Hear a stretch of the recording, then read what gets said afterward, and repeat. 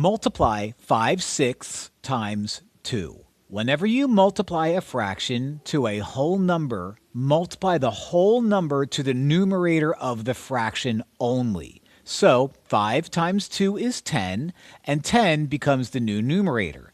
The denominator of 6 doesn't change. Now we notice two things here. The first thing is both of these numbers are even, so I can divide both of these numbers by 2, and that'll allow me to simplify the fraction. So 10 divided by 2, 6 divided by 2.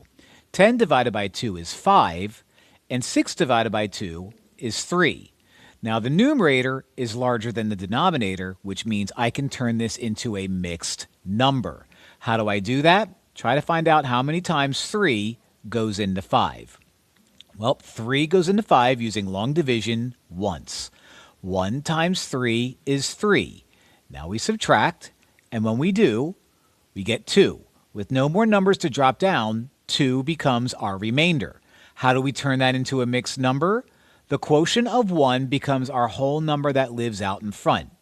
The remainder of 2 becomes the numerator, and the old denominator of 3 stays our denominator, and we end up with 1 and 2/3.